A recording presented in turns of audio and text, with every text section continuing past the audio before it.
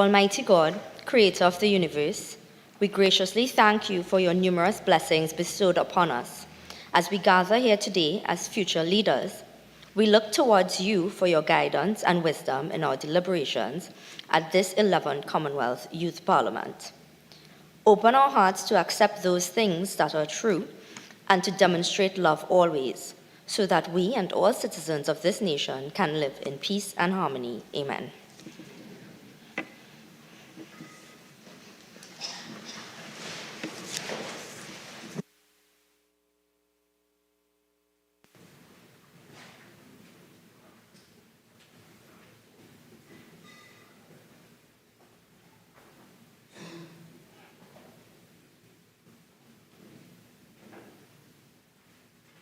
Prime Minister's questions. Leader of the Opposition.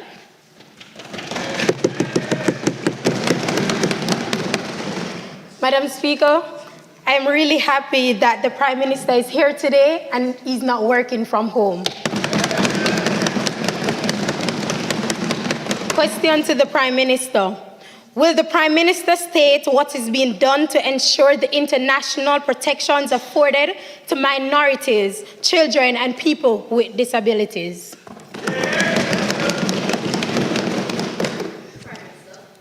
Madam Speaker, thank you. I think if the opposition leader was working from home, maybe she'd have time to know that our republic is a signatory on multiple UN conventions. We are working to ensure that all our members are equally treated. So it's not about the children, it's not about the disabled persons, it's not about our minorities, but how is it that we can ensure that all citizens of the Republic of Kyrie and Shakonia are equally treated? Let me remind you that 1 year after being elected, we have completed the National Child Policy 2021, just a year after we've been elected, as I rightly said, after you ignored our children for 15 years. Let me also remind you that we've completed our Disabilities Act 15 years, and you did not care about our disabled persons. Thank you, Madam Speaker. Leader of the Opposition. Prime Minister, can you give a definite date when these treaties will be ratified? Because they are actually not ratified as you speak. It's about holding these member states accountable. It's about holding the United Nations accountable. If you were following the news, you would have seen the article just last week that spoke to the fact that we would have been at the UN headquarters having meetings, and that the date has been given for next month when they will be coming in to ensure that the children, and the United Nations High Commissioner for Human Rights, Article 27, says that it has been enforced, and it speaks to the fact that our minorities shall not be excluded from the right in community. And if you can see our initiatives that we've been rolling out over the past couple of years, the 3 years that we've been on the right side of this chamber, then you will see that we're holding the UN accountable and we're working on ratifying these bills and treaties. Leader of the Opposition. So you're saying that next month these will be ratified? We are an accountable government. I'm not sure for your 15 years. I'm not sure for your 15 years if you can speak to accountability, but we have been meeting all targets. We've been meeting all marks. We have never missed a mark. We're on the right side of the chamber. We've gained the confidence of the children, of the people with disabilities, and overall the people of Kyrie and Shakonia. Chief Whip. My question is to the Prime Minister. Can the Prime Minister state the government's immediate plan to revitalise our failing economy?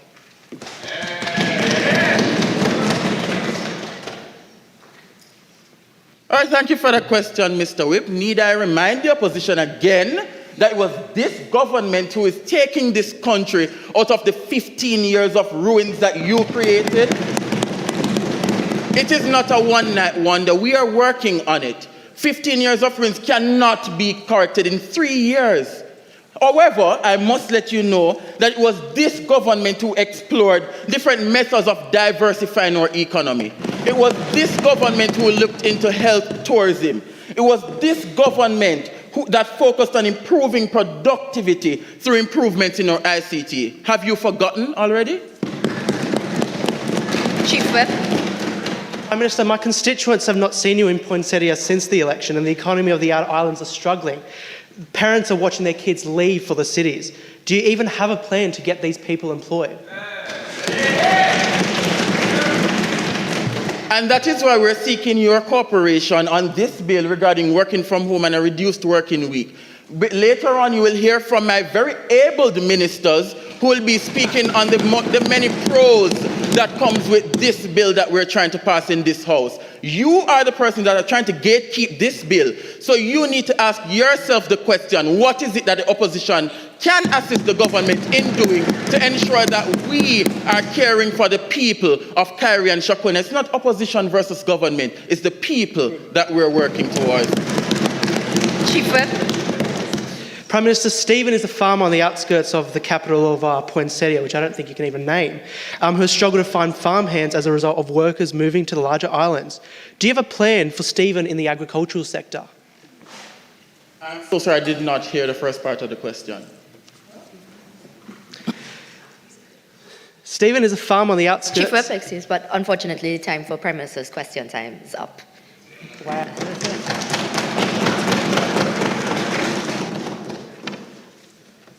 Public Business, Government Business Bill's second reading. Honourable members, the debate on the second reading of the following bill, which was adjourned on Monday, November 21st, 2022, will be resumed. A bill entitled An Act to Provide for the Establishment of Remote Workplaces and a 4-day work week for Employees and Related Matters. Minister of Digital Transformation. Thank you, Madam Speaker. I rise as a member of this noble House to support the act that speaks to the establishment of remote workplaces for the citizens of the Republic of Kyrie and Shakuna. Madam Speaker, as the Minister of Digital Transformation, it is my responsibility to ensure that the citizens of the Republic of Kyrie and Shakuna are not left behind while the world at large continues to advance technologically, which does not only brings about easier problem-solving methodologies, but it also contributes significantly towards the development of human civilization. Madam Speaker, we, the government, are all living in the 21st century, where technology plays an impactful role to countries around the globe. It serves as a tool in the production market, while at the same time, it creates a platform that can be utilized for smart initiatives that surrounds the betterment of human survival. Madam Speaker, it takes smart minds to fabricate smart initiatives. As such, we, the members of the government, are committed to pave the way to ensure that the citizens of the Republic of Kyrie and Shakuna can experience improved standard of living, which incorporates the use of technology, and to be more specific, the use of information and communication technology. Madam Speaker, permit me to reflect on our country's tourism sector, which would have contributed significantly towards our economy over the past years in various ways, such as the investment of significant resources to develop areas related to tourism, such as skilled population and the provision of ICT services. However, Madam Speaker, due to the COVID-19 pandemic, which interrupted economical growth worldwide, the Republic of Kyrie and Shakuna would have also experienced economic struggle, which is due to the reduction of revenue earned through the tourism industry. Additionally, we would have recognized an increase in unemployment, which resulted in our government to create a long-stay tourism model that offers employees within the sector the opportunity to partake in working remotely, with the exception of employees that provides essential services. And I repeat, Madam Speaker, for clarification purposes, that essential services stand as an exception as it relates to this act. And this is because our government focused on smart real-time policies that can improve the standard of living for the people we took an oath to serve. Madam Speaker, Our model of a long-stay tourism due to the pandemic resulted in the development of ICT services for the management of bookings, accommodations, tickets, which generally allows customers to be provided with products and services from a digitalized environment. It is of paramount importance, Madam Speaker, that we understand these major developments within the tourism sector, since it would have cushioned our country's economy along with our income that we would have generated from the oil and gas sector during the pandemic. And for that, we must be thankful that our economy did not collapse. And that was prevented, Madam Speaker, all because our government, once again, with smart minds, understand the impact of a pandemic, and we work effortlessly to ensure that our citizens are taken care of. Additionally, Madam Speaker, we would have recognized that there is a gap that we must zoom into to ensure all citizens can benefit from this smart ICT initiative, which includes accessibility and low bandwidth connections. It is important, Madam Speaker, that we understand our country's geographical landscape, which we have not placed a blind eye to.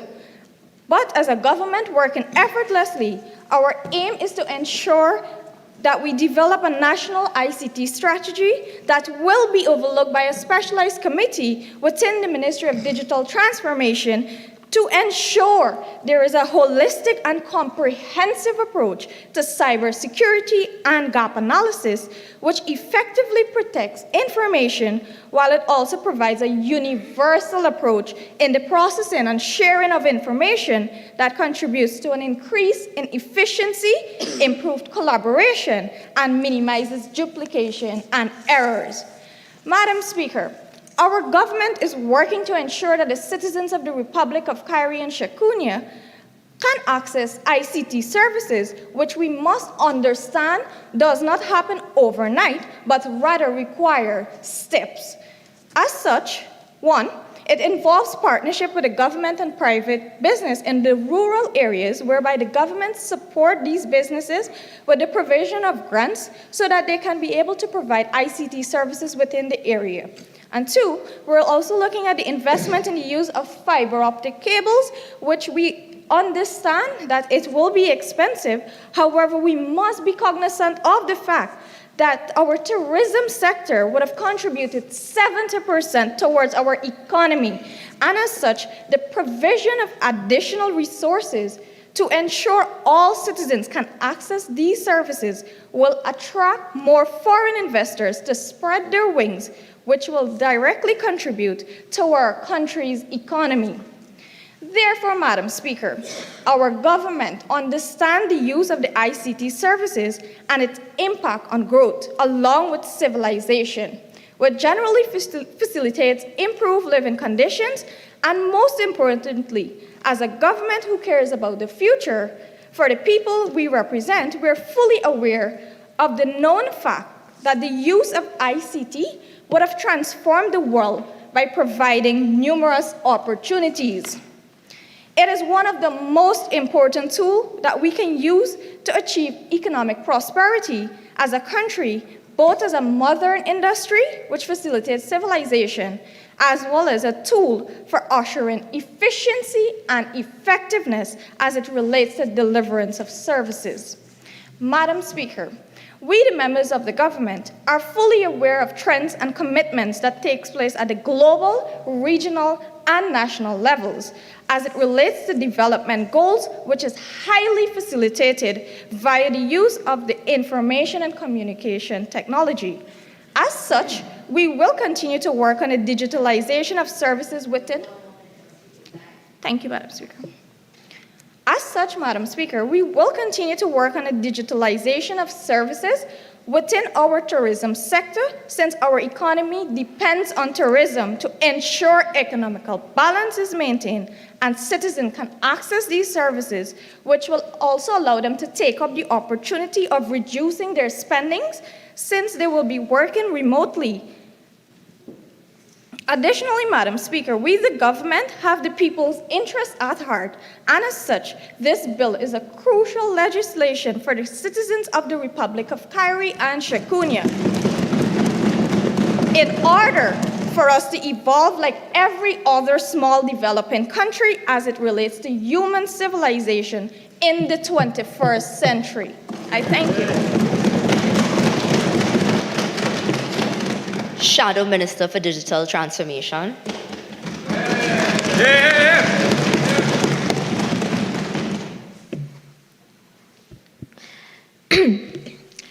Madam Speaker, I am standing here today not representing the opposition, not representing my party, but representing the people, our people of the Republic of Cairo and Shekunia.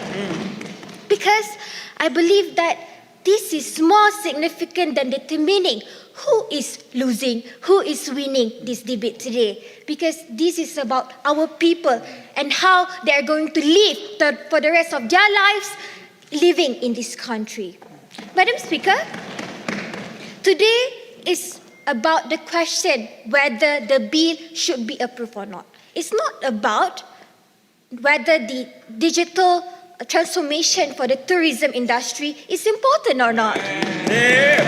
Because I never deny the importance of the implementation of digital services in this 21st century, but I thank you, the Minister of Digital Transformation, for laying out the foundation and the plan for digital transformation for the country. But, Madam Speaker, as the Shadow Minister for the Digital Transformation today, I beg to rebut this motion because I am being realistic today that the government doesn't have two things for us to move forward with this bill.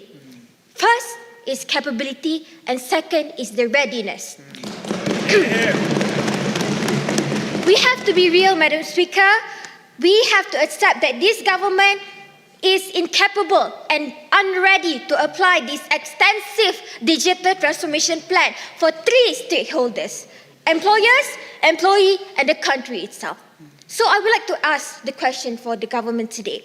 In terms of incapabilities, could the employers bear the cost? Could the employee bear the cons? And could our country bear both the cost and the cons? Let us go one by one. Could the country bear both of the costs and the cons? It is stated that the Republic of Cairo and Shekunia is located in the north of Venezuela. And the problem with this is that, based on the Internet Disruption Report, May 2020, there was a noticeable absence of the government directed internet disruptions during pandemic in Venezuela. There are three main contributing factors to this, which is first is power outage, second, weather, and third is fiber and cable cut. Madam Speaker, this morning, the Prime Minister keeps on mentioning about how the government has been here for 15 years. But my question, and I'm telling you, Madam Speaker, this 15 years old government shows that we are not capable of promising and ensuring the quality of internet connectivity of the people of Cairo and Shekunia. So why give empty promises to people? Shadow. Member, he has a point of order. Madam Speaker, You have to give him... Speak on a point of order. In the Prime Minister's question... No, you have to state your point of order. Madam Speaker, the member... Take it easy, my member. Madam Speaker, the member is misleading the House. Madam Speaker, the member is... the Prime Minister never said...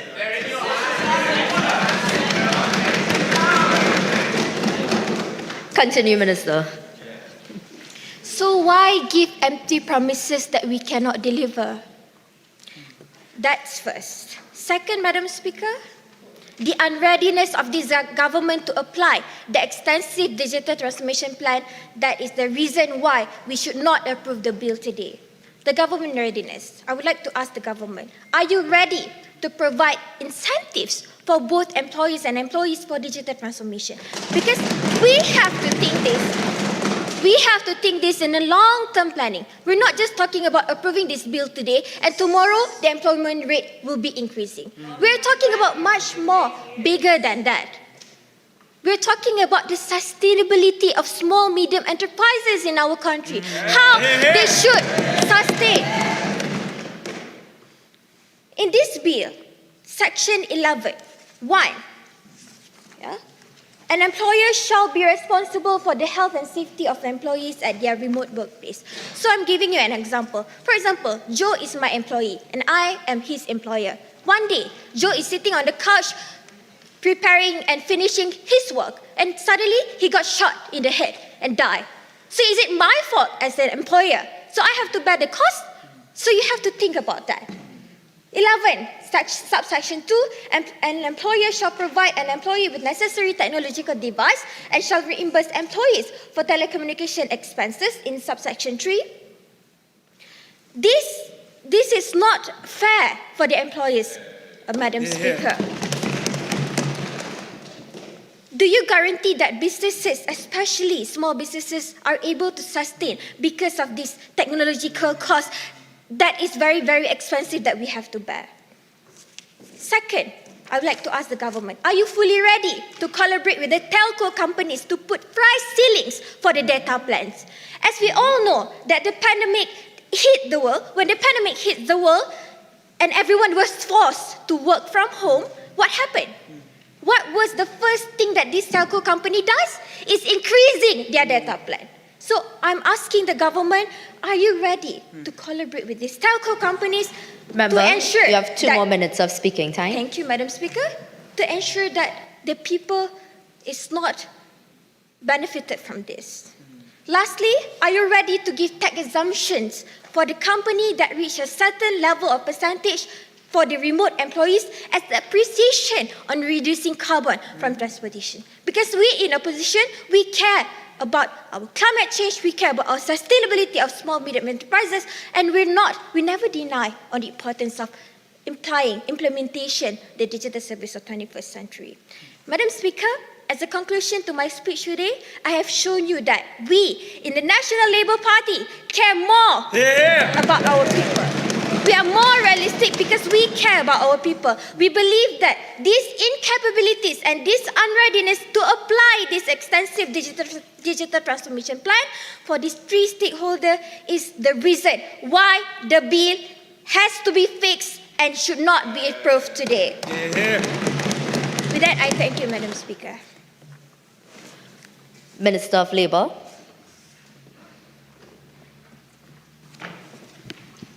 Madam Speaker, thank you for the opportunity to speak to the merits of our bill today and address the embarrassing misinformation that this opposition party has put out.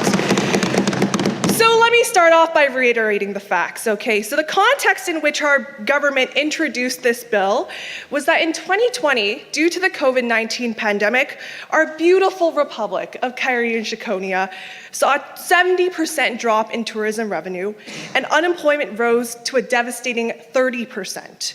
In response to this, Madam Speaker, our government was the one that put in place measures to pivot to a model of long-stay tourism and pivot to remote work and flexible work arrangements for our workers. The fact of the matter is that this is one of the core reasons why our republic is still functioning today, because our economy would have collapsed without these measures. It's our government that put in these measures, and that's why today, Madam Speaker, our government is putting in this remote work bill in order to continue those very successful measures that we saw benefited Cairo and Shikonia during the most critical time of need during the COVID-19 pandemic.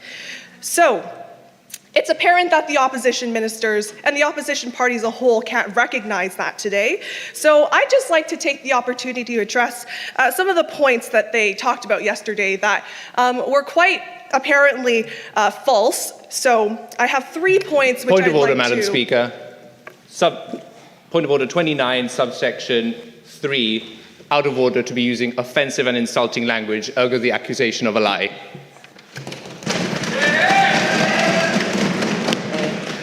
Overruled. Thank you, Madam Speaker. So I will just go on to prove why my accusation was not actually a lie. So I have 3 points on which to address the House today. The first is that the opposition minister seems to have a problem with Clause 11, subsection 1. An employer shall be responsible for the health and safety of employees at the remote workplace and shall conduct a risk assessment of the employee's remote workplace, either virtually or in person, to ensure that it is safe for the employee to work remotely. For the National Labour Party, Madam Speaker, it seems that this party seems to be quite anti-Labour, considering that they just rose and took issue to the fact that the employer is responsible for the health and safety of the employee. They also talked about how this risk assessment is a violation of privacy for the employee. A person who has worked remotely will tell you that what a risk assessment entails is the employee and the employer meeting together to talk about whether their remote workplace meets the requirements and the safety for them to work. It doesn't involve the employer walking around and lifting up beds and walking into closets. It's a conversation between the employer and the employee to talk about whether the remote workplace is suitable and safe. And so we reject the argument that a risk assessment is a violation of privacy, because there's nothing inherently violating of privacy in a conversation that seeks to determine whether a workplace is safe or not. The second point is that the minister talked about how this will be a detriment to small and medium-sized enterprises because employees will now be paid less, they'll now have less hours, and that this somehow makes it so that employees are not able to sustain themselves on this new bill. We'd like to clarify that salaries remain the same and hours remain the same if agreed upon by the employee and the employer. And that is clearly laid out in section 8, in which 8.2 states that the remote workplace agreement shall contain the commencement date for remote work, the number of days per week for remote work, and the working hours of the employer. And so, as we've seen across the world, in which remote work arrangements are in place, there is no inherent consequence that hours will reduce or salaries that will reduce, and we on the government recognize that in a 4-day work week and in remote work arrangements, that doesn't detract from the actual ability and quality of the work that the employee is able to produce. The third point is that the minister across the way talked about how a 4-day work week will now mean that workers will now, there will now not be enough workers, and that essential services will have a detriment. So I'd like to point the minister to clause 9, subsection 3A, in which it states that an employer may refuse the application for remote work if the employee's job duties cannot be performed at a remote workplace. Now, I'm not sure if the opposition understands that currently many workers work on a 5-day work week, and I personally, here in Carrier-Shakonia, have never shown up to a hospital on Sunday and have them say, "I'm so sorry, but we only work 5 days a week, so you'll just have to die outside today." So the fact that essential services will continue running are supported by the fact that workers work things called shifts. And so there are more than one worker at a workplace, and therefore they can work multiple shifts in order to fulfill a 7-day work week if that's what the business wants to open for. So the assertion that there are not enough workers or that essential services will be to a detriment, we simply reject that, Madam Speaker. So, in conclusion, the Shadow Minister for Digital Transformation talked about you have 2 more minutes. Thank you. Our incapability. I'd like to see how the minister can prove our incapability, because the fact of the matter is that this government is the one that reduced unemployment from 30% to 8%.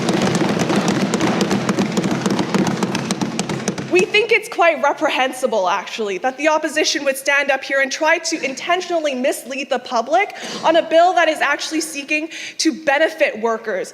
We, on the government side, recognize that workers are the backbones and employers are the backbone of our society. And so, if the opposition minister would like to raise issue, we suggest that he actually doesn't have problems with the bill, but problems with literacy. So, But, Minister, Standing Order 29(4). A member shall be referred to in the House by her or his official portfolio. I don't think pronouns are appropriate to refer directly. Yes, please. I uphold the standing order, so please refer to members by their portfolio. Thank you. I stand corrected, and I would like to refer to the member as the Shadow Minister for Public Administration. In saying so, I really urge the House to support the bill today. It's clear that the opposition hasn't done their research, and so I'd like them to go back,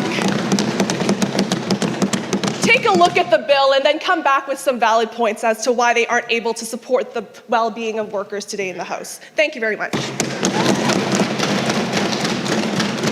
Shadow Minister for Labour.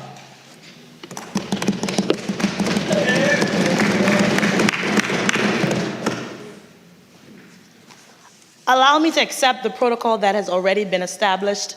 Madam Speaker, now that some of the theatrics on the government side are over, join me with a round of applause, for they have just assured the National Labour Party the win in the next election. Now, Madam Speaker, allow me, along with my fellow members of the opposition, to tear apart such frivolous bill so that the government can go back and pick up these pieces. Madam Speaker, firstly, the Honourable Minister of Digital Transformation stated that only smart people do this and do that. But, Madam Speaker, smart people would have put in place provisions for essential workers that this bill does not speak about. And, Madam Speaker, about offensive and insulting language, the member did not state that. It's offensive to say that our member actually said something which she did not. Overruled. Thank you, Madam Speaker. As I continue, I hope the already overburdened shift system are not remote working whichever day that they choose.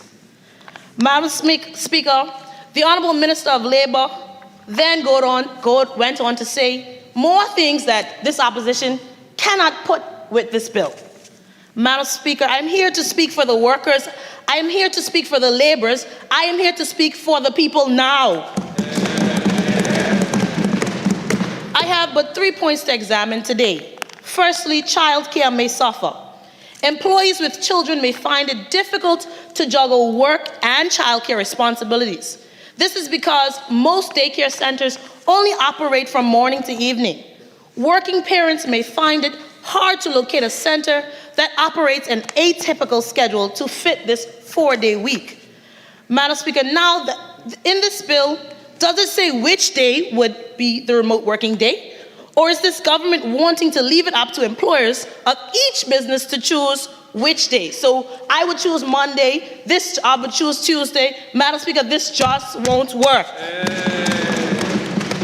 This in itself is a problem. Madam Speaker, this government needs to streamline which day is it that remote working will take place.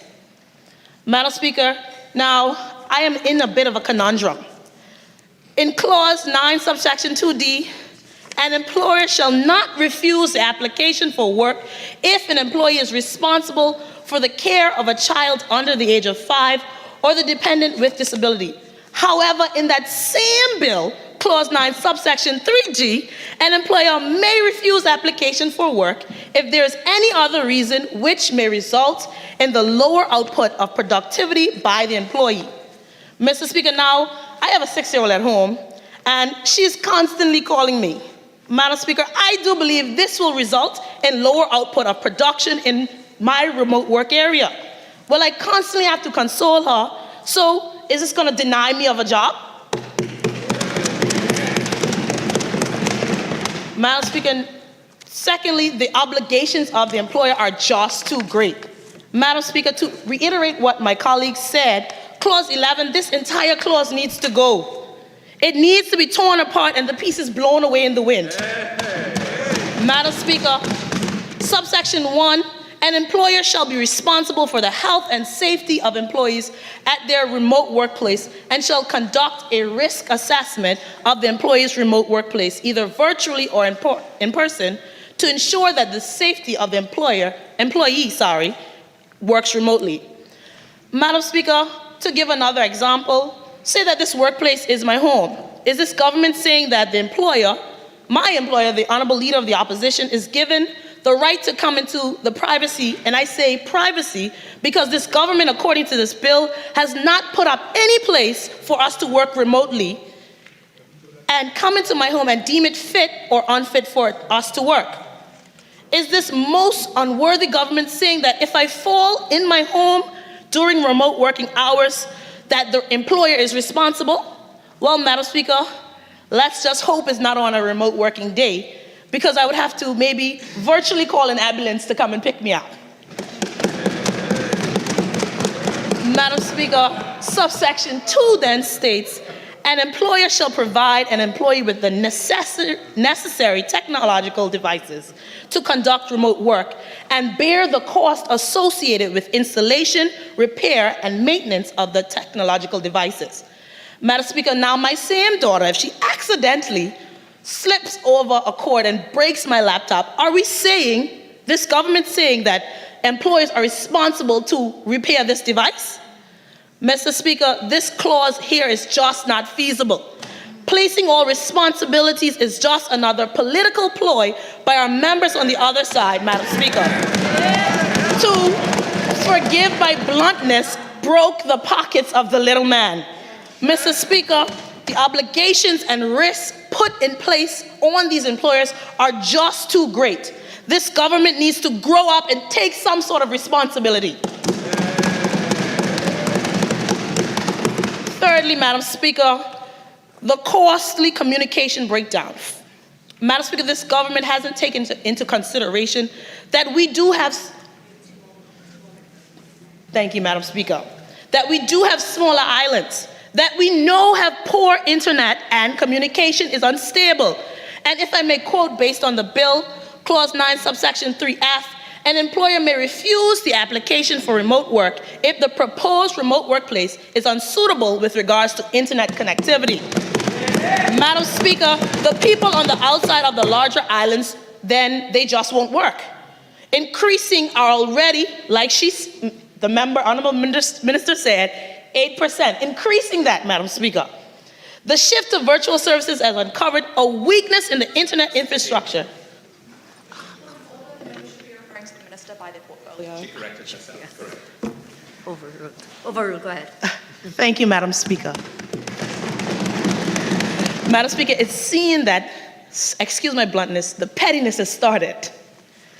Madam Speaker, this government hasn't taken into consideration that we are not just Kairi and Chagonia. Madam Speaker, we are the Republic of Kairi and Chagonia.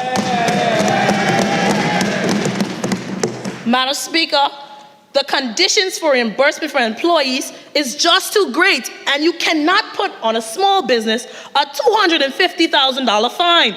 Then on top of that, Madam Speaker, have to reimburse employees for bad internet connection, which this government, Madam Speaker, has failed to fix.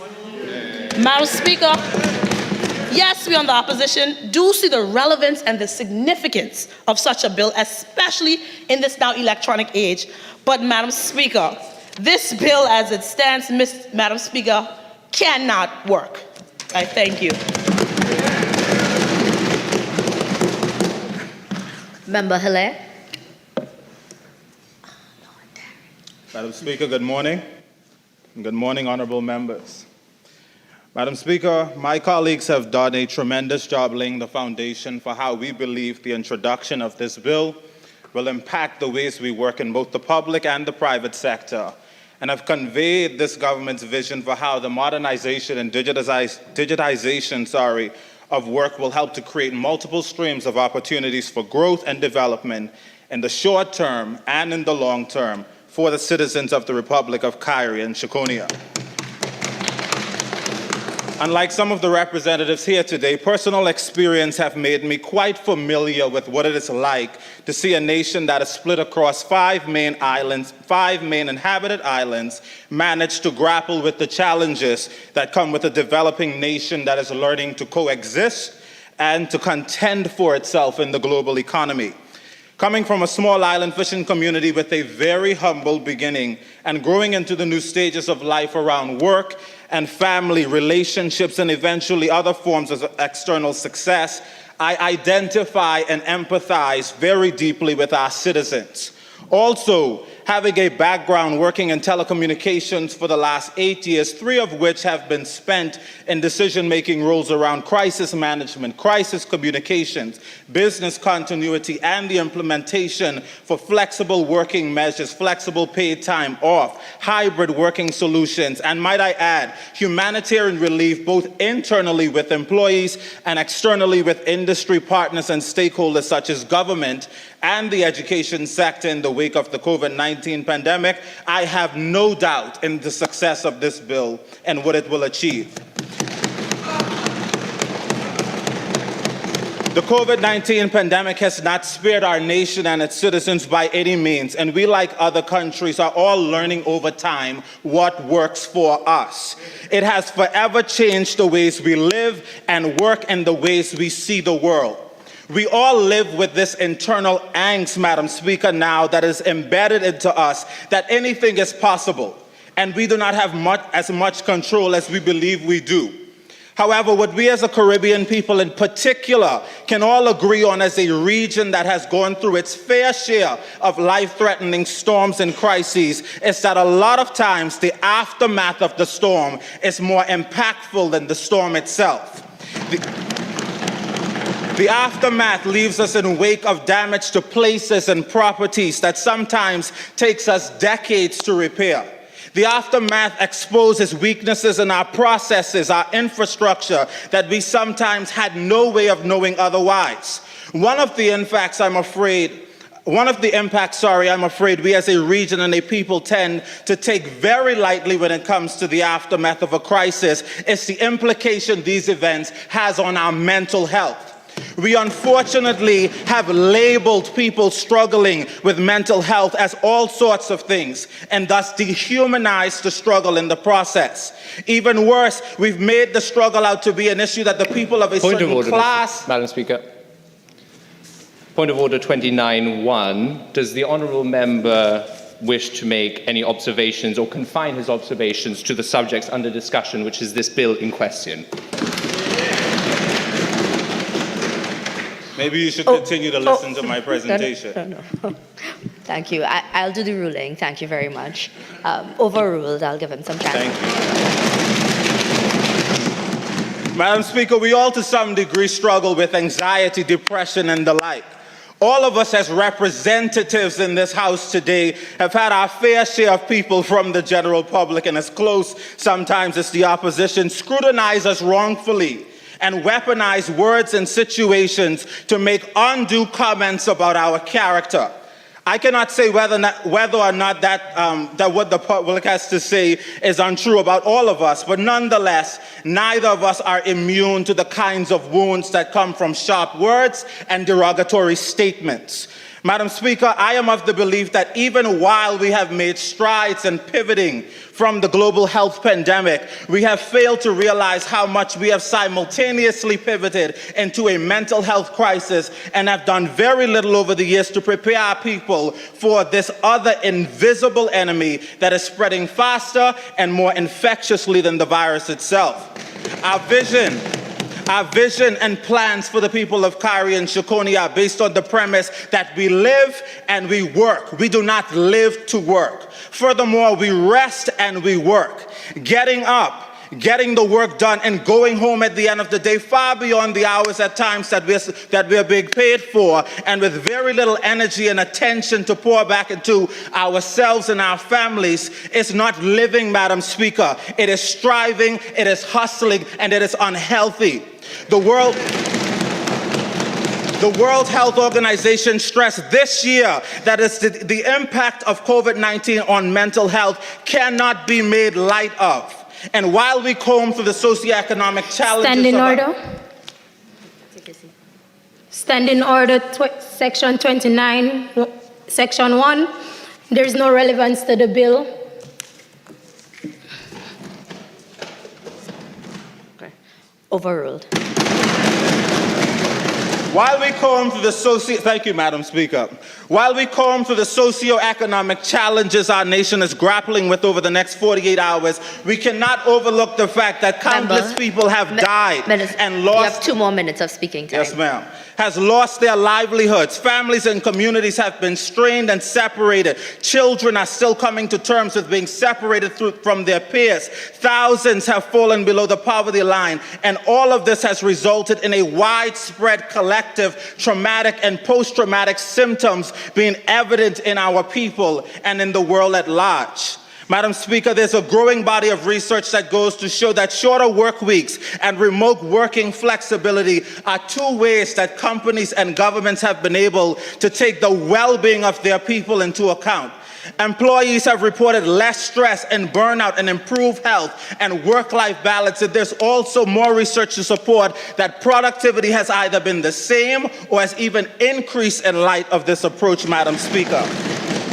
When it comes to the citizens of Kari and Shakonia, we as a government are laying the foundation for our people to have healthier family lives and not put our citizens in a position any longer where their work lives have become a deterrent to growing and raising their families. A growing social awareness of underlying issues that are impacting us intergenerationally in our families and communities, and a wider vocabulary and skill set as it relates to mental health literacy and mental health strategies that we can employ in our personal and professional lives. We will not make work the excuse for why we're not attending to our multi-generational traumas. We will not mask our deepest wounds with titles and accolades. We will be a people that shows that there is dignity and honor in being weak. Madam Speaker, I rise on Standing Order 29-1. I fail to see the relevance of the member's current contribution to the bill. The member is in his concluding statement, so I'm sure we will allow him to finish it. Madam Speaker, as I close, the 5-day work week is a product of the industrial age, and now centuries later in a world where work has become more mentally taxing. The equivalent of a person spending 30 years on a job back in the day is their mental equivalent now to 3 years. Madam Speaker, in the Republic of Kari and Shakonia, our wealth as a nation is not just in our ability to produce oil and gas and work at the expense of our people's well-being. It is our people's well-being that must come first, even if wealth does not always look like monetary value. It is our social and mental well-being that will help to groom our people to... Your speaking time is up. Thank you. Deputy Shadow Minister for Digital Transformation. Thank you, Madam Speaker. As my colleagues on this side of the House have previously mentioned, this is not a disagreement with the policy itself, but the bill. It is not that we on this side of the House disagree that a 4-day working week and working from home are bad policies, but the bill itself is bad. It lacks deep thought and consideration for all members of society. Most clearly, the poorer in society and the outer islands. We represent on this side of the House all 5 islands, not just the 2 centre ones. I bring to you today 2 fundamental issues with this bill. The first, it does not consider the economic impact of the sectors of the non-central islands. And 2, the considerations of the bill on inequality. First, the minister yesterday claimed that the bill would take our economy forward. It will result in economic growth. But such a claim has no consideration of the outer islands. The bill would wreck their economy, and the outer islands would be damaged by this policy. 2 of our key islands are focused on foreign investment for their flourishing tourism sector. The third focuses on medical tourism. In order to remain competitive in a global market, it's not possible that all sectors can be focused under this bill. This bill has a wide berth under all sectors, and it's not capable. This policy, this bill, is not capable of applying to all of these sectors. It makes investing in our nation more costly.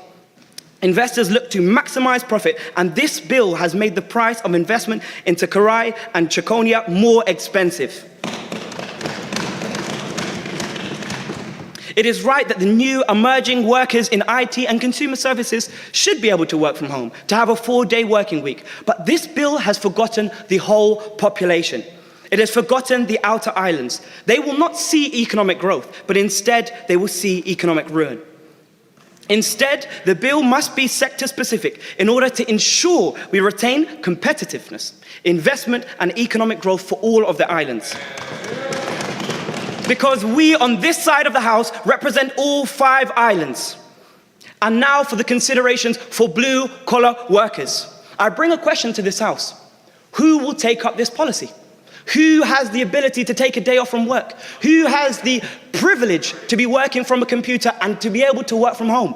It isn't the blue-collar workers. It's the metropolitan elite that party on the other side of the House represent.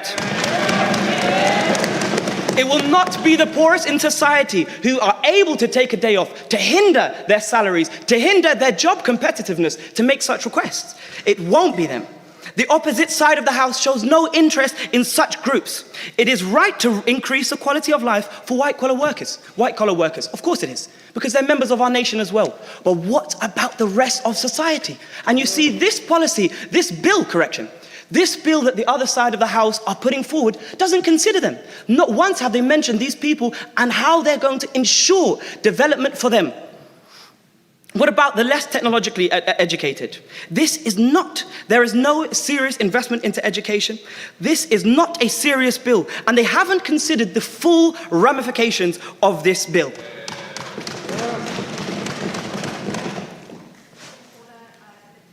It's not the subject matter of this bill, so that's an irrelevant statement. Overruled. Thank you, Madam Speaker. And finally, I want to bring something up. Where are the regulations? As promised, if this policy is to come into implementation after we vote on the bill, where are the regulations? Up to this point, we haven't heard one comment from the other side referring to the regulations which will take this policy into real-world practicality. What does this show about the other side? They have no consideration about the whole country. They have no consideration of the bill and the real policy implications of this bill. They're not serious about this bill. It is a half-thought-out bill which will only damage the economy of the outer islands and shows no consideration to blue-collar workers who will see no benefit from this policy. We must stand by the policy of a 4-day working week and work from home. But these fundamental flaws in this bill mean that no person with integrity can stand by such a bill. Thank you, Madam Speaker. Attorney General.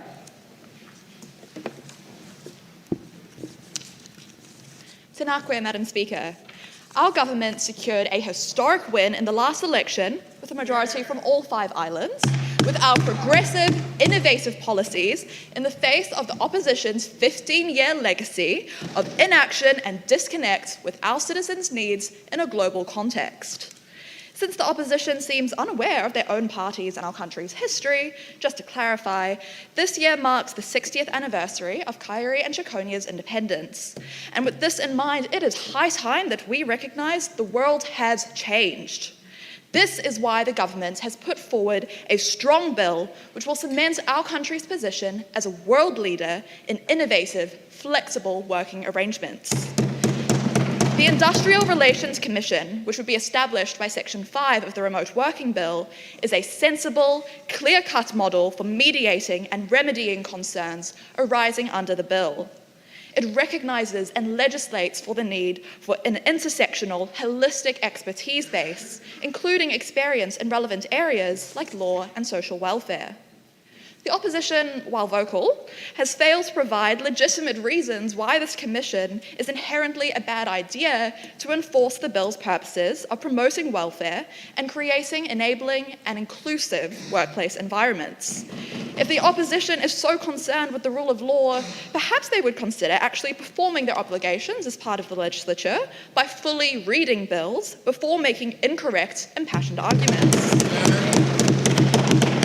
The Opposition in particular voiced a concern that the legitimacy of the Section 5, subsection 3 appointment process would be undermined by the minister only choosing to appoint their friends. Firstly, if the opposition has concerns about the minister's integrity, they should raise this formally, as this is something the government takes seriously.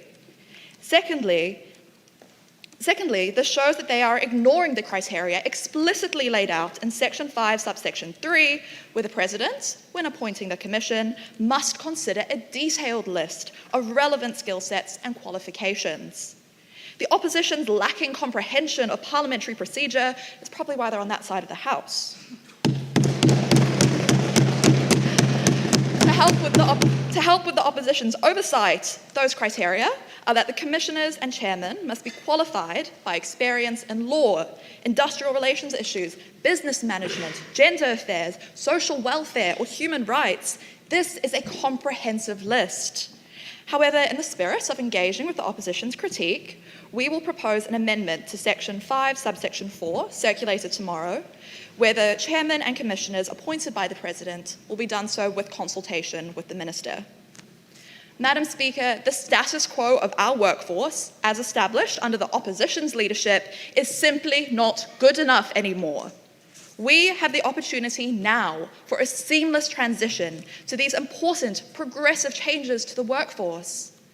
In Aotearoa, New Zealand, we have a whakatoki, a saying, kia whakatomori te haere whakamua, about walking backwards into the future, being actively conscious of our past, not willfully ignoring it as the opposition does. The opposition would have us pretend the pandemic never happened, with their calls for us to simply move beyond it, in the words of the Shadow Minister for Public Administration. Meanwhile, we in the government understand that from this time of immense restrictions and suffering, we made huge insights about the workforce, which we should not simply discard. The opposition reveals their agenda for a select few, where they obscure that flexible working arrangements provide opportunity for us to affirm the rights of disabled persons, people caring for dependents, and more. While a noticeable proportion of the population may not yet be reliably connected to internet, this bill is only one part of the government's attempts to remedy this, to overturn the opposition's 15 years of no movement on this issue. This bill is ambitious, but it is feasible. If the opposition fully read the bill, they'd see that we have established tangible structures to expand and develop employers' workforces in a changing landscape. We are not robbing them, Madam Speaker. Ignoring the need for urgent solutions in a pandemic world, as the opposition does, directly harms employers. Pretending there isn't an issue doesn't help anyone. The government, through this bill, is seeking to legitimise an existing, albeit newer, model for the workforce. We note the opposition's desire for a non-partisan appointment process for the Commission, but given that many Commonwealth countries appoint their highest courts in an analogous function, we think it's appropriate for a mere commission. However, we propose an amendment, circulated tomorrow, to make this clause, Section 5, subsection 3, clearer. The opposition's claims that we are attempting to force this bill through Parliament illustrates their lack of awareness that this stage of the legislative process is important. I invite the opposition to point to any bill in history which hasn't required a single amendment. The government is not proposing that the bill is absolutely perfect as it is, but rather that it provides a strong, clear model for its purposes. Madam Speaker, laws are not a one-size-fits-all solution. This bill, like others, is a starting point. If the opposition had taken the time to actually engage in a close reading of the bill, they would have seen at Section 4, subsection D, that this bill aims to establish a foundation and structures for flexible working arrangements, rather than solving every labour-related issue ever. Attorney General, you have 2 more minutes of speaking time. This bill is an important step in the right direction, and the context of a COVID environment is urgently necessary. Further, this bill does not exist in isolation. To help the opposition's comprehension of the basic provisions of this bill, it explicitly refers at Section 12, subsection A, that employers will develop their own policies on remote work. This bill and each of its provisions is a starting point for wider digital transformation in our workforce. And it's concerning the opposition doesn't seem to appreciate that legislation exists in relation to wider policy.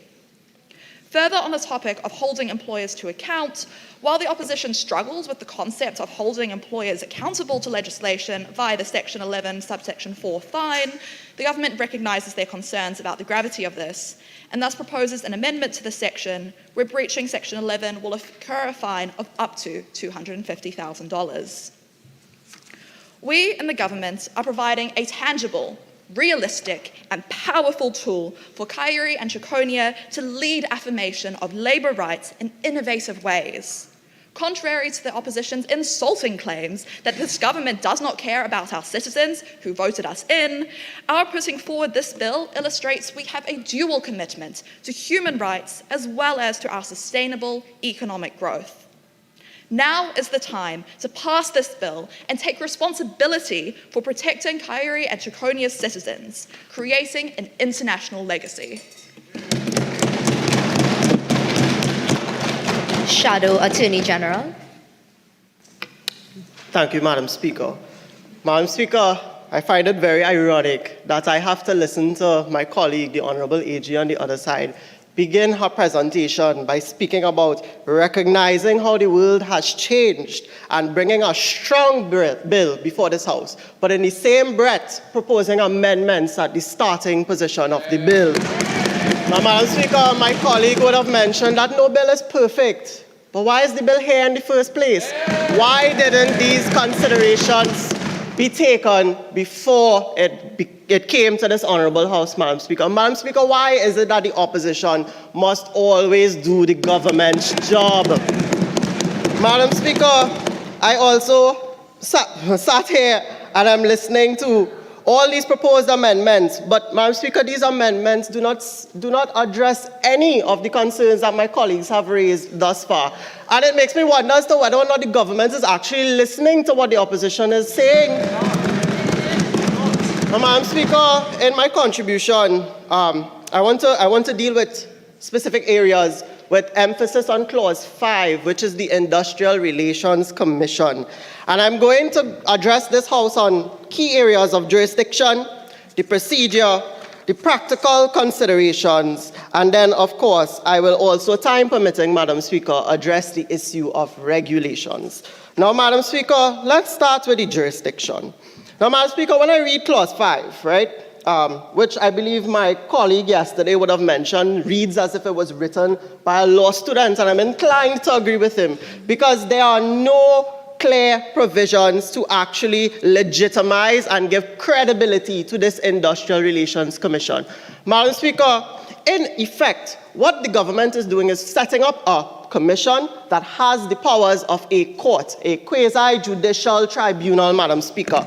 Yet nowhere in this bill can I find a clause that expressly transfers powers of the court onto the Industrial Relations Commission. And Madam Speaker, that puts us in the position of towing the line of the separation of powers and encroaching on the judiciary's function.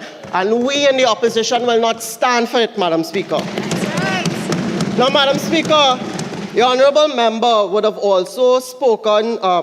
Madam Speaker, let me just firstly elucidate how this is in fact a court. One, the Commission has jurisdiction to hear and determine appeals. That's a function of the judiciary.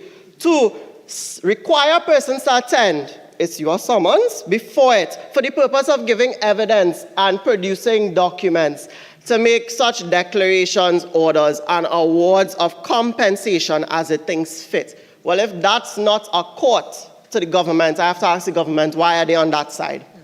Now, Madam Speaker, let's also get into the fact that the clause also says that apart from having jurisdiction to hear and determine appeals, in the rest of the bill, if you look at section 16.4 and section 10.4, you will see that the Commission also has the ability to mandate what employers can do if there is an appeal in the refusal of the request to work from home or for a 4-day work week.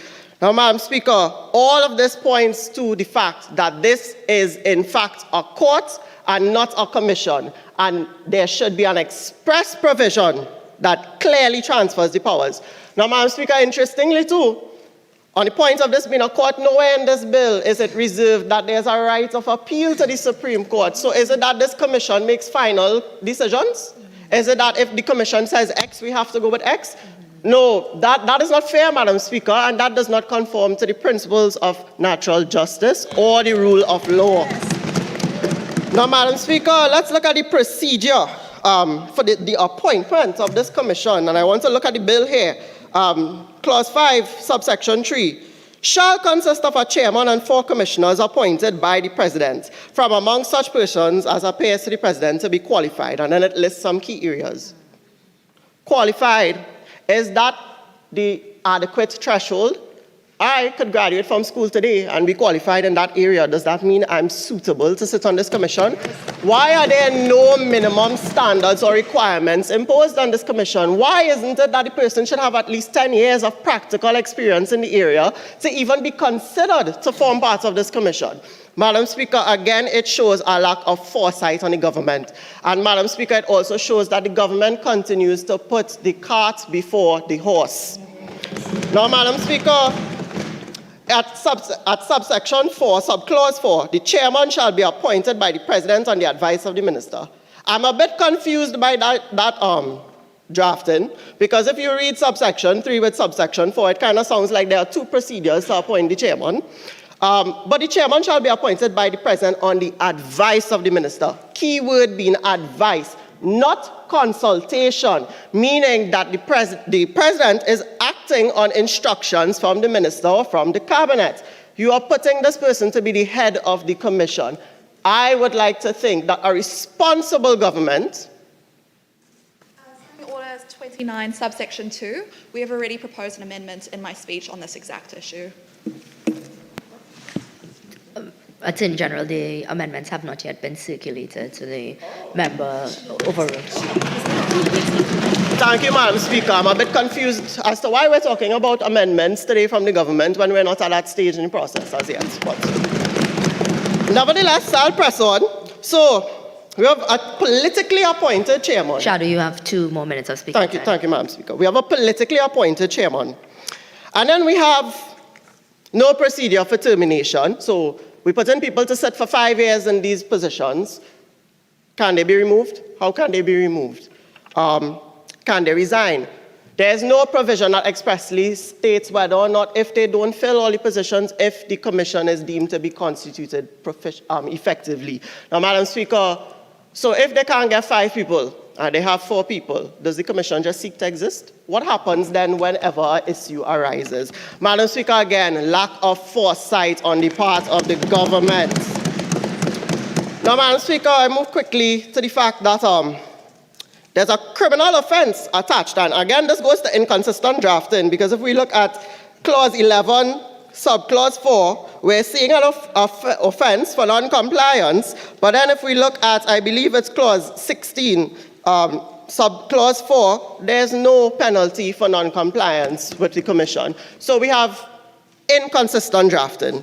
Now, Madam Speaker, interestingly as well is the fact that this legislation is creating a criminal offense. Why isn't it a fixed penalty or an administrative fine that can be paid into the commission to fund the commission? No. Let's hold them criminally liable and force them to pay $250,000. Madam Speaker, lastly, before I close, let me deal with this issue of regulations that my colleague would have raised. Why are these regulations at 17.2 subject to negative resolution of Parliament and not affirmative?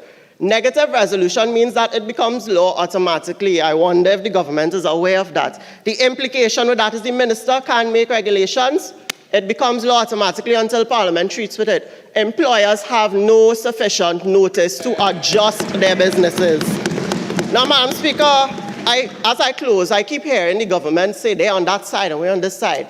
Let me remind the government of something very important. We are not an opposition. We are a government in waiting. And the wait is almost over. Thank you, Madam Speaker.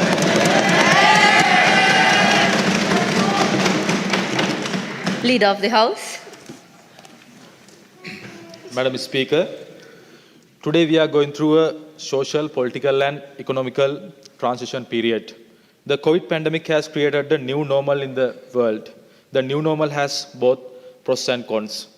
Our responsibility is to minimize the negative impact of the new normal as much as possible and provide the positive impact to society. The concept of work from home became popular due to the COVID lockdown. Some companies continue to use the work from home method even after the COVID lockdown. Various positive impacts and negative impacts can be seen in the concept of work from home. General labor laws cannot be used in the work from home concept. Because of this, conflicts related to work from home or remote workplace system arose throughout the last few years. Requests are being received from both employers and employees to enact new rules and regulations regarding remote workplace. Also, the government has taken measures to develop the human capital of the Republic. Another phase of the same human capital development project is the preparation of a legal framework necessary for the establishment of effective employer-employee relations. As the Chief Whip of the government party, I emphasize that Remote Workplace Act is presented to this Parliament under this background. Madam Speaker, it is our hope that the work-related rules, regulations, conditions, and obligations will be properly regulated by this Act. As the Chief Whip of the ruling party, I see this Act as a progressive one. As the governing party, we are ready to accept any constructive and productive criticism from the opposition. With such productive and constructive criticisms, it is possible to attribute a more populist face to this Act. I would like to draw the attention of this Honourable House to 3 measures to be taken to further intensify the benefits of this Act. The remote workplace management knowledge should be included as a subject in higher education syllabuses. Madam Speaker, the raise on the point of order. On the honourable member from the government, according to section 25, is reading his speech.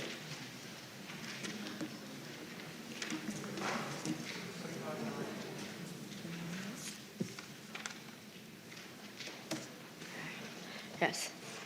Member, we do have a standing order that as it pertains to reading. So if you can go between your notes and the debating, we will satisfy the standing order. So I'll give you some leeway, but please be cognizant of the standing order.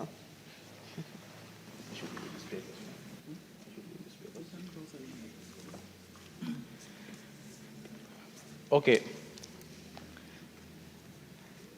We need to work on this without delay.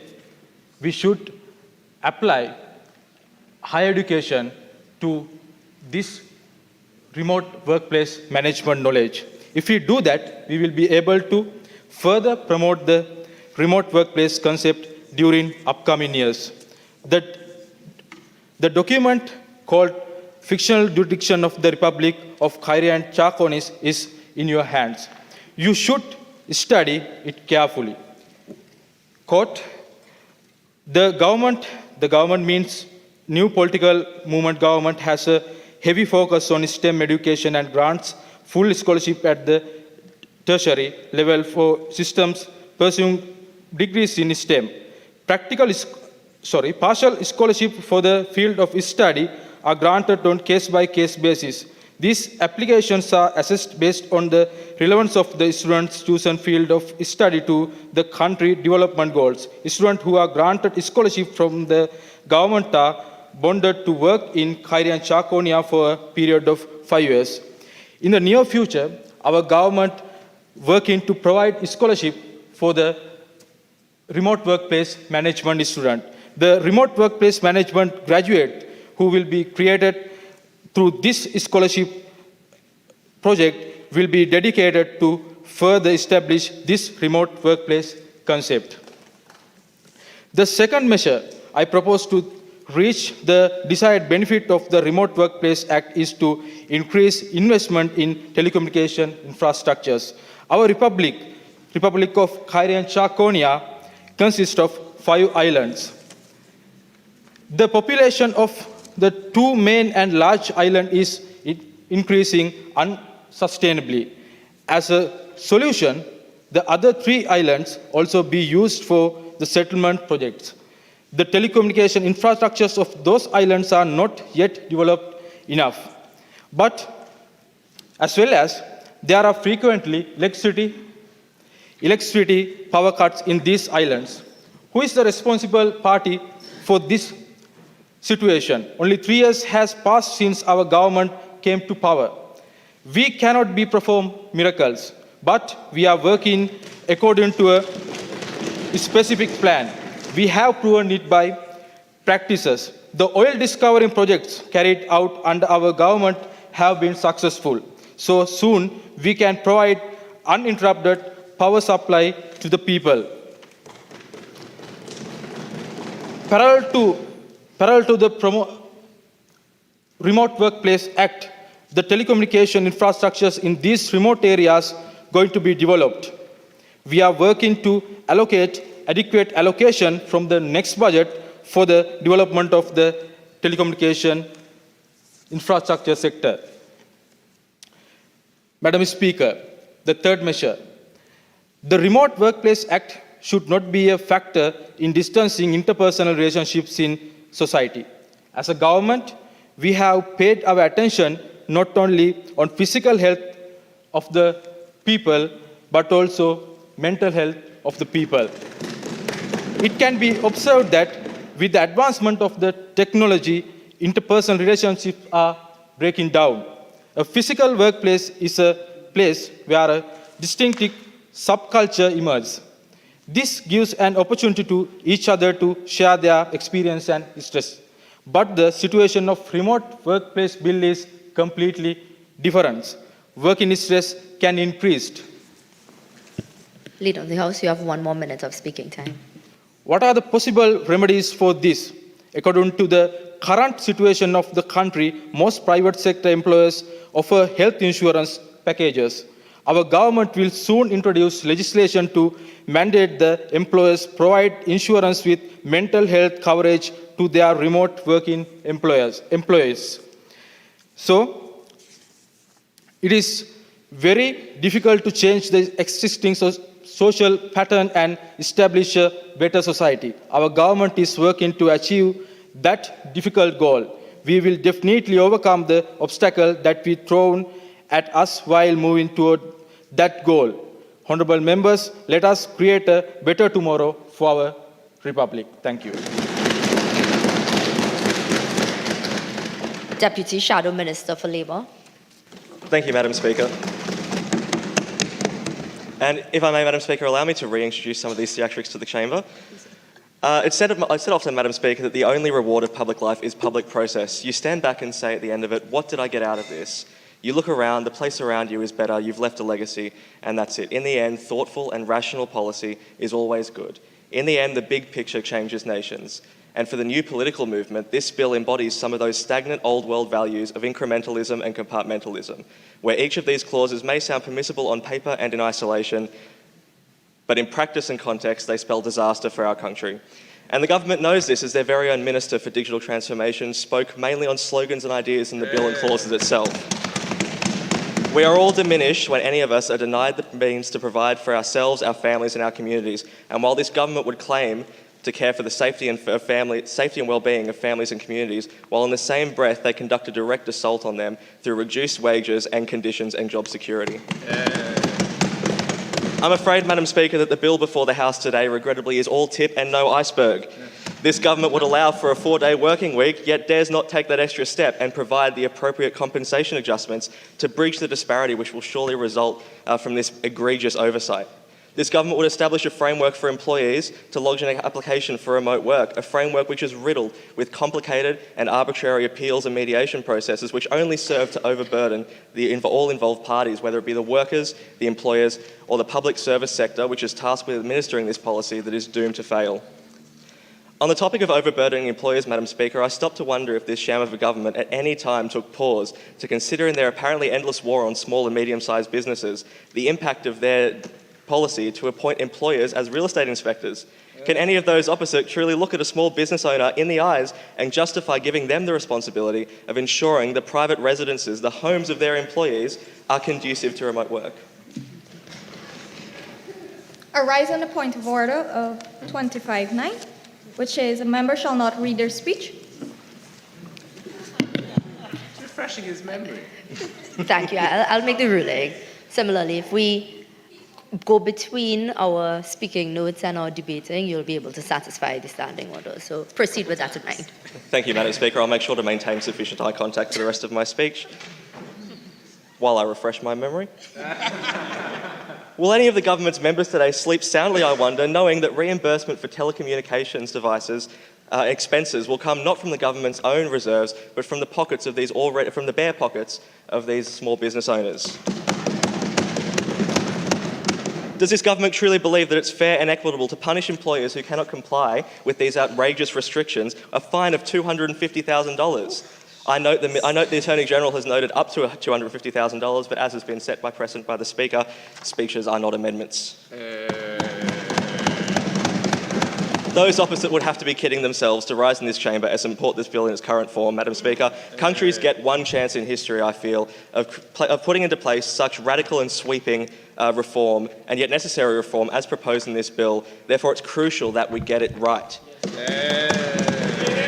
It said the key ingredients for public policy are imagination and courage. You have to imagine something better and then have the courage to bring the people with you. Regrettably, this government seems so out of touch with the good people of our great nation of the Republic of Shikonia that to ask them to legislate effectively and in the best interests of those people seems too tall an order. Madam Speaker, when it comes down to it, the essence of effective leadership here is essentially taking the responsibility of trying to interpret the future to the present.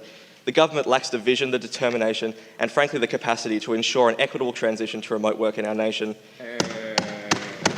And Madam Speaker, in the first sitting of this Parliament, we, the opposition, and a member next to me, made a promise that we would hold this government accountable, and we will remain committed to this. When all is said and done, we are the party of the people. We are the party which represents the interests of the people of Kayeri and Shikonia. And in echoing my Shadow Attorney General, this is not a government at all, Madam Speaker. In fact, they're nothing more than an opposition in waiting. I acknowledge...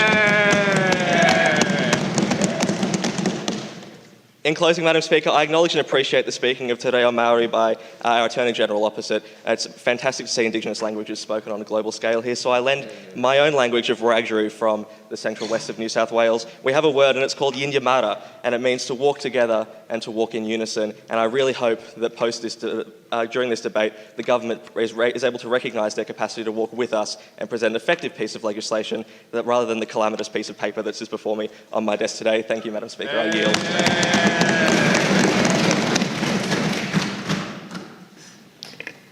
Member Mittens.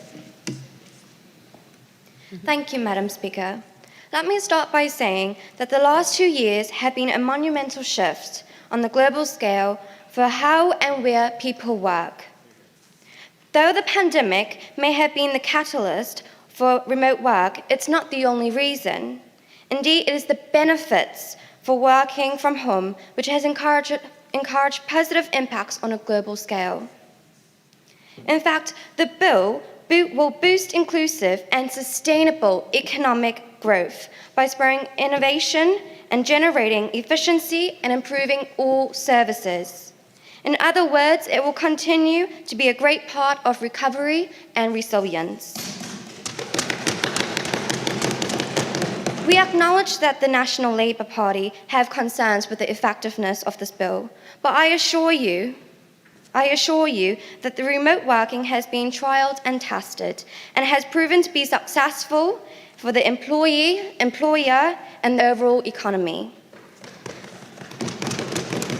It continues to be practiced in many countries like Thailand, Georgia, Colombia, UK, many other countries. And they have seen the benefits, and they have developed, and they will continue to carry on with the remote working. The benefits that can be included can be job creation. Businesses can continue to innovate.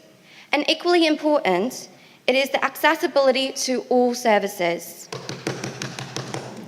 We too are capable of joining the Digital Normand Index.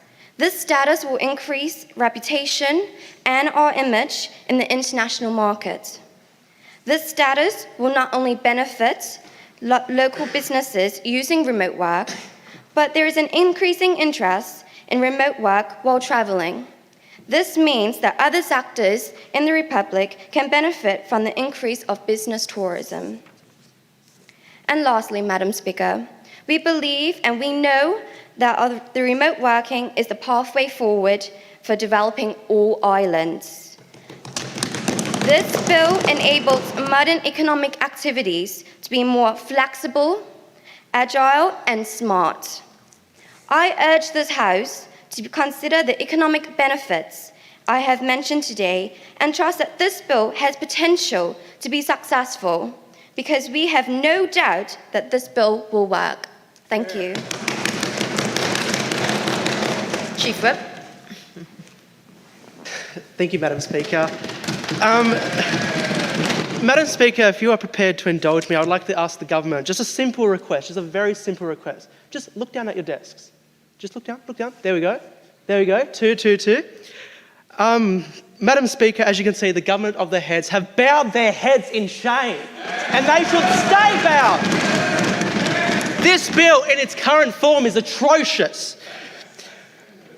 No. So I would say, because I would say a child wrote the bill, but you inherited a great education system from us, so actually it would be insulting to the children of our country. And that's the issue here, Madam Speaker, that 3 years on, this government has still not taken off its training wheels.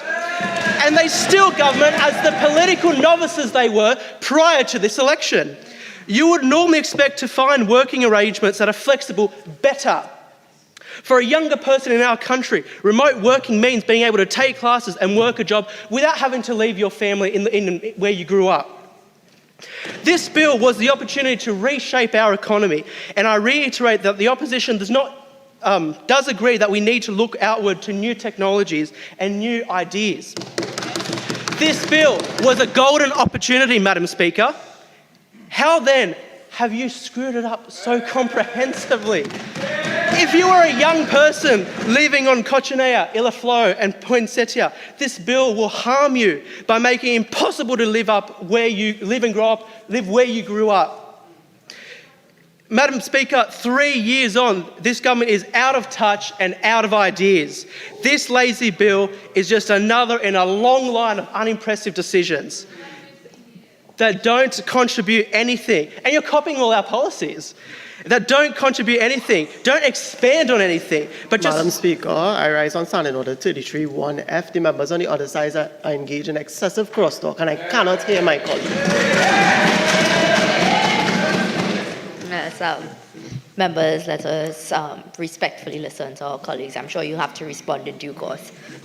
This lazy bill is just another in a long line of unimpressive decisions that don't contribute anything, don't expand on anything, but rest on the laurels of the nation that we gave to you. My constituents have no confidence, Madam Speaker, that the Prime Minister can explain to the farmers in Outer Iros how this bill will keep workers on their island and in their economy. Madam Speaker, the Minister for Public Administration cannot tell us how they will address the many issues such as inter-island connectivity and internet reception that needs to be fixed if this bill were to have a modicum of integrity and relevance. Madam Speaker, this government cannot tell us anything, as this bill is filled with so many frivolous contradictions that they may not even their own members can seem to understand it. Instead, Madam Speaker, they spend their time on our party room door, ear on oak, silhouette on... Language. Overruled. They spend their time with their ear on our door, Madam Speaker, trying to listen to everything we say, begging for us to say something so they can steal it. On this side of the House, Madam Speaker, we have the plans to reform our economy. On this side of the House, we have the backing of our industry leaders. I look forward to my colleagues elaborating further as I retain my focus on the purpose of my speaking. Madam Speaker, this government is desperate to cling on to power, and that desperation is so clear in this bill. Their own members have admitted it needs amending. So why has this imperfect bill even reached the floor? Let me tell you, Madam Speaker, it's a PR exercise. Clause 17 allows the minister to make their own regulations at whim and with no consultation. This bill is so far from ready, I wouldn't even call it a draft. The government has thrown onto the floor a draft of a bill, a shadow of a bill, expecting the minister to be able to come and make changes to it later. Is the bill not ready? Well, why is it even on the floor? We have 6 major conventions that you haven't even ratified, many of which provide protections to minorities. They provide protection to children and our disabled citizens. But instead of protecting our most vulnerable, their big issue is to put out a bill that is a PR exercise that's going to try and win them their next election. It's not going to work, members of the government. It's not going to work, Madam Speaker. They are desperate, Madam Speaker. This Prime Minister, this Minister for Public Administration, this Minister for Labour and this Minister for Digital Transformation should follow their colleagues from the start of the bill and hang their heads in shame. If they cannot deliver the important reforms without messing it up so comprehensively, it's time they get out of the way. 2 more minutes of speaking time. It's time they get out of the way and let the adults back in charge. Thank you, Madam Speaker. Member Howell. I would first like to ask the National Labour Party, do they care about the welfare of their labourers?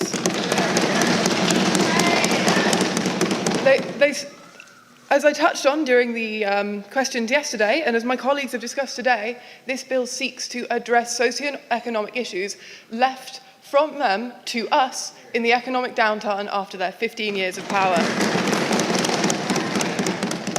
The World Bank tells us less poverty is less crime, and less poverty is what we want. Improving working systems on our island is key to improving the economic outcomes for our constituents. This bill aims to create a more equitable system of work addressing these issues, and in doing so seeks to support our people in their roles as citizens of our vibrant and modern island country. Take, as an example, the mother who has to shoplift necessities to feed her 2 young children. With the implementation of this bill, she could work remotely 4 days a week and look after her children, spend time with her family, and lift herself out of poverty. We heard from the opposition that children are a reduction to productivity. What about the children themselves? This bill will help people. Madam Speaker, point of information, 28(1)(b). Point of order.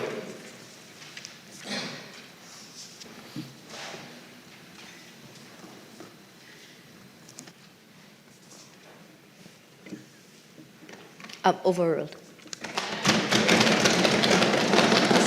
Thank you, Madam Speaker.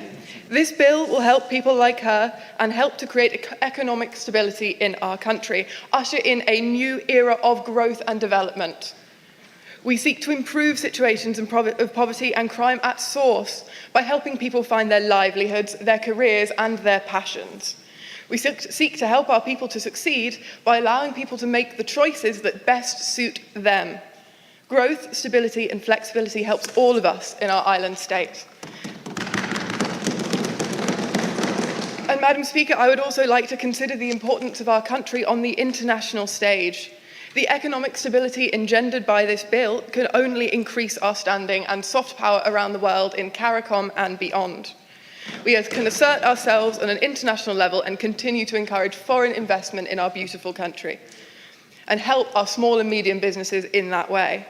This bill seeks to position our country not only as economically sound, unlike the opposition's time in government where we were left in a time of economic downturn, but as a dynamic and contemporary jurisdiction that not only adapts to the future but helps create it. The world has changed immeasurably since the COVID-19 pandemic, into which this government entered office. We adapted to this change. We pivoted to online services and remote working to create a resilient hybrid economy. Global change is accelerating in response to this brave new world that we find ourselves in. We must learn from these trying times and create positive change making.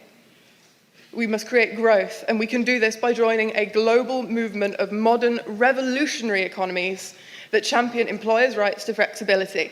In the US, 76% of companies offer remote work, and 92% are keeping it that way. PricewaterhouseCoopers report that 83% of employers that they interviewed think remote work is a success. The world has spoken, and remote work is here to stay. We continue to adapt to the ever-changing and globalized world. Under the opposition's leadership, we had 15 years of stagnation, 15 years of protectionism, and economic downturn. This bill sends a message to those around us that we are a forerunner, a change maker, and an innovator of modern society. We will not leave our citizens behind in a rapidly modernizing world. We are seeking to build the global citizens of the future. By adopting this bill, the government is championing a modern and dynamic economic future for all of our islands. By leading the change in this new world, we can influence others to follow our exemplar, members of CARICOM and beyond. We are a government of the 21st century. This bill shows the world that we make the changes necessary to advance the peoples of our islands to better livelihoods, better lifestyles, and to the forefront of the global economy. This bill creates the workforce of the future, and that future is now. Thank you, Madam Speaker. Member Beaton.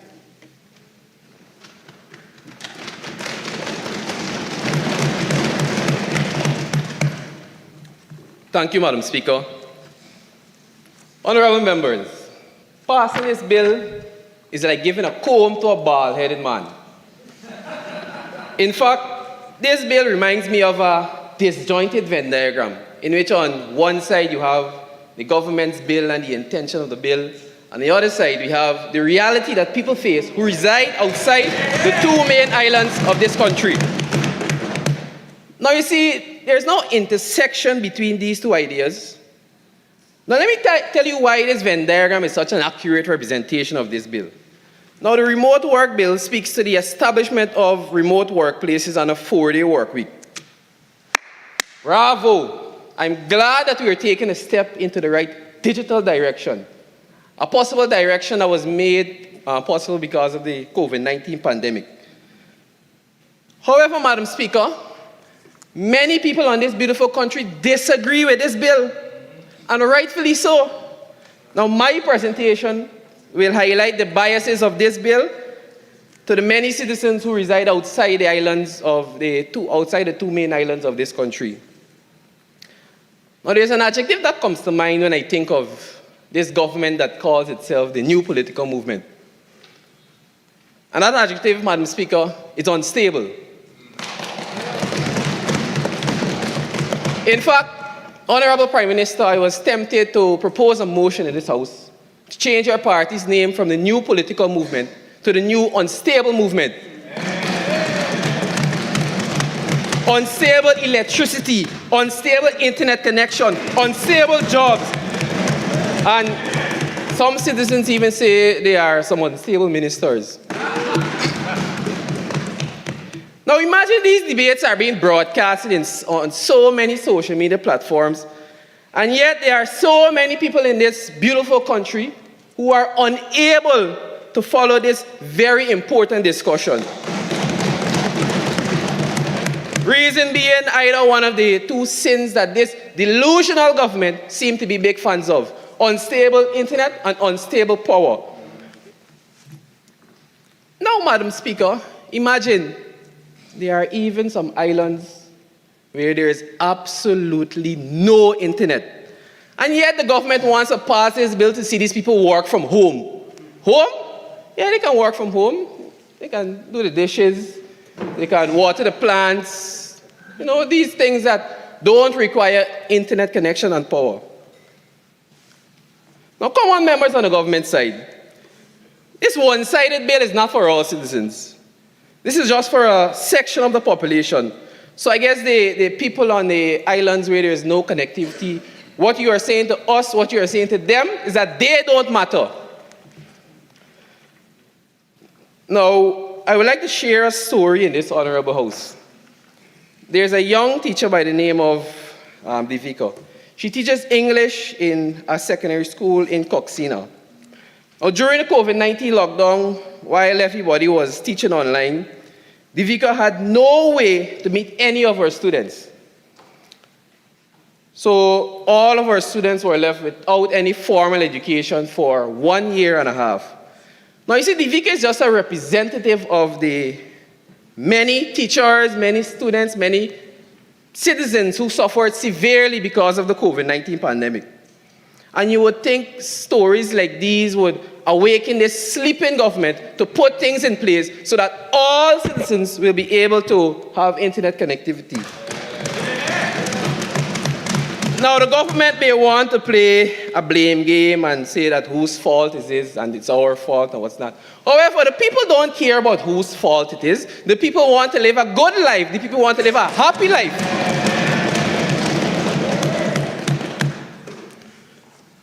Now, how are we asking these people to work from home when this dreaming government refuses to put systems in place so that people can have the basics in this digital age? Madam Speaker, I'm calling on this myopic government to make provisions so that all citizens will be able to benefit from this meritorious bill. Now, I'm using the word benefit very loosely, simply because as bad as this bill is, the government has majority and they will ignore their conscience and pass this terrible bill.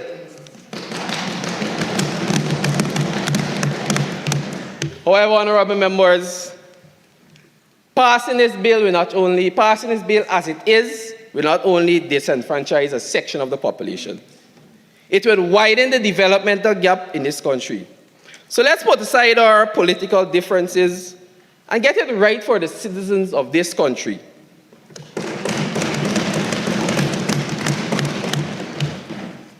Now, to conclude, honorable members on the government side, when thinking of economic development, let us think realistically, holistically, and of long-term solutions that will benefit the citizens of this great country.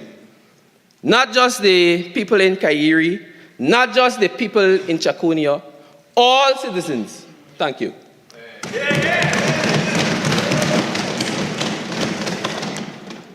Member Kernan. A pleasant good morning, Madam Speaker. As the two major aspects being highlighted within this very bill are remote workplace establishment and the 4-day working week, in addition to the corresponding matters, note, I stress on corresponding matters. I like to formally orchestrate my response from the national defense and foreign policy standpoint. Continuing as per my fellow government counterpart. You see, Madam Speaker, as clearly outlined within the economical overview, and I quote from the Republic jurisdiction of Kairi and Shikonia, in addition to the other 3 member islands, I particularly state that the focus on skills development was and is coupled with the implementation of requirements on foreign investors to have a minimum of 60% of staff locally sourced. I find great confidence in assuring the people of Kairi and Shikonia that we stand by you, every single last one of you, and we also stand by all legal and economical areas of you, your welfare. We are all for the people, no doubt about it, full stop. Hence why we are pushing this bill forward, as we care. I am sure we can all relate, including the members of the opposition, to the stresses and up-to-neck standards of working, feeling overwhelmed, overburdened, overworked, having some levels of loot time for ourselves, time for our families, time for our spouses, time for our children, time to conduct external activities, time for attention to the possible external businesses and revenue, also aiding to the nation's overall economical benefits and income. We as the government of Kairi and Shikonia, we are all for you. those within the stands, we are all for you. Those watching on the live streams, we are all for you. Madam Speaker, we are all for you as well. Officers, administrative staff surrounding us, we are for you. And no doubt about it, even the opposition, we as the government are for you too, and for your children. Due to the unfortunate uprising of the pandemic and relative challenges posed upon our nation as a result, we have been faced with the sudden task to work around these issues. We will, and we shall currently push forward until the very end for our people, for our jobs, for the productivity and flexibility where possible to make for an even better nation in spite and despite of the obvious challenges posed. We will not rest until said issues have been addressed and fixed, and that is our duty and dedication to our people and being at the helm of the Kairi and Shikonia ship as elected. Madam Speaker, bearing all of this in mind, and as the present and current government in power of this particular unified body of nations is true and for the nation's people, we are also in aid of any legal externally generated revenue from any external party as well. Madam Speaker, Standing Order 25.9, and members shall not read their speech. Yes, so member, we've established a protocol where we are not staying as closely tied to our script, so if we can go between your notes and the debate as the debating style continues. So proceed. Thank you, Madam Speaker. Allow me to outline a definition for FDIs. Foreign direct investment, is stated to be a form of border-to-border investment in which a resident investor in one territorial economy establishes a lasting interest in and a significant degree of influence over an enterprise resident in another territorial industry. This bill will appeal to be a plus, as I would have mentioned. External investment is also important for our nation.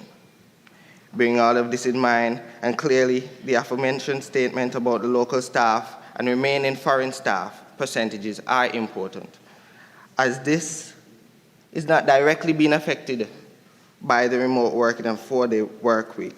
However, foreign investors, foreign investors that vary 40% of foreign staff and generated income, along with the 60% makes the combined whole for our income. The remote working and digital format allows tremendously for the effectiveness of FDIs. And surely the 4-day work week may also allow and aid in the flexibility of this venture. Madam Speaker, thank you.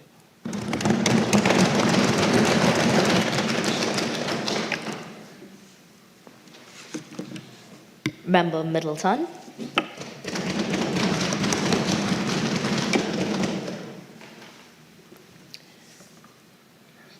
Thank you, Madam Speaker. Madam Speaker, honorable members, viewing audience, good morning. The NLP supports legislation which benefits the people of this country and has recognized the need for a Remote Work Act based on market conditions and global trends. Establishing a Remote Work Act can be a positive step. However, if not carefully executed, it can limit our investments and lead to labor relation issues which would affect our productivity and consequently our growth. Let us first acknowledge that we are not ready for this bill to become an act. The bill states that an employer can refuse an application for remote work if the workplace is unsuitable with regard to internet connectivity. Madam Speaker, it is a well-known fact that one of our biggest challenges is poor internet connectivity, which is more apparent in the rural areas. This deficiency alone excludes all our potential remote work employees from the rural areas. It is for that reason that this tends to exacerbate our housing and transportation issues. Individuals interested in remote work may move out of the rural areas and into the urban areas for a more reliable connection. Also, when improvements are made to our infrastructure, where normally benefits first? The urban areas. Given that, people may believe that these improvements will be another instance where the urban areas are treated with more urgency. This can in turn contribute to urbanization and internal brain drain and its consequent developmental issues. Therefore, Madam Speaker, guarantees need to be provided to our people that improvements to our internet connectivity will not be limited to a few areas, but will be widespread.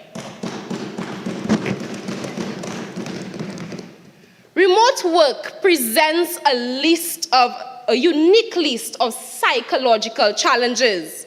The bill states that an employer is responsible for the health and safety of employees and shall conduct a risk assessment of the remote workplace. How about the mental states of individuals? We are coming from a space where the mental health of our people were compromised significantly due to the isolation brought on by the COVID-19 pandemic. Only to suggest a work model that requires further isolation. A clause, Madam Speaker, should be added to ensure that an assessment is made not only of the physical environment, but also of the mental and emotional well-being of employees to ensure that they are ready for remote work.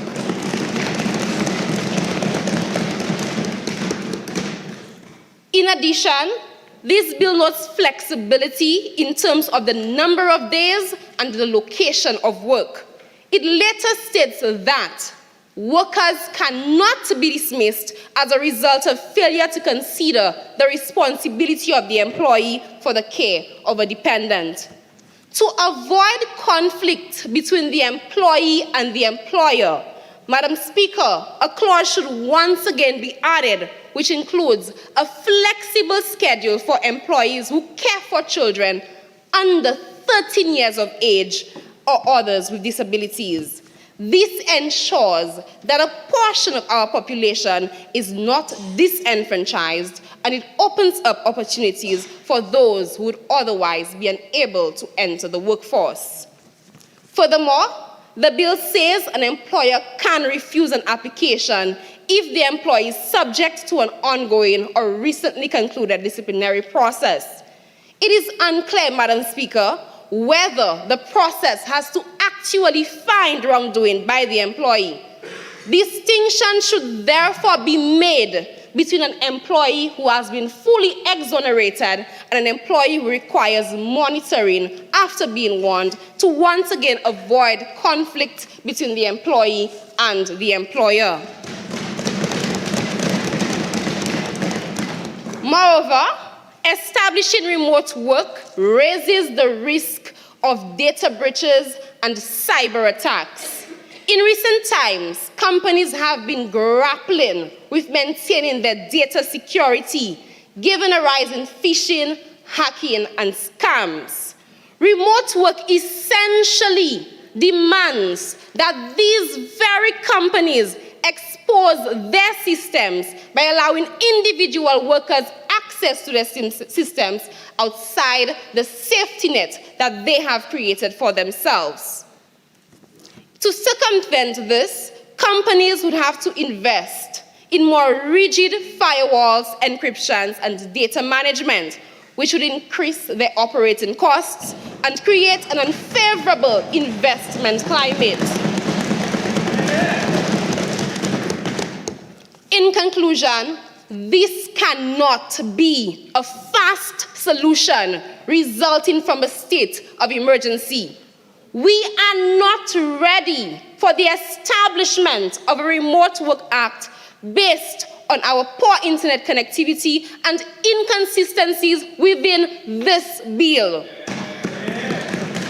The Remote Work Act should be a highly beneficial alternative for many employees and employers.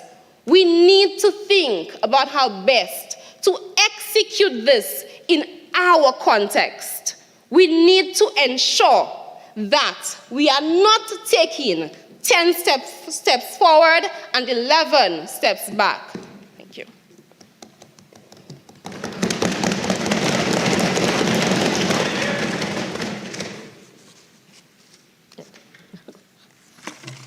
Members, at this time, we shall suspend the sitting for lunch, so we shall return to the chamber at 1 p.m. So we stand suspended until 1 p.m.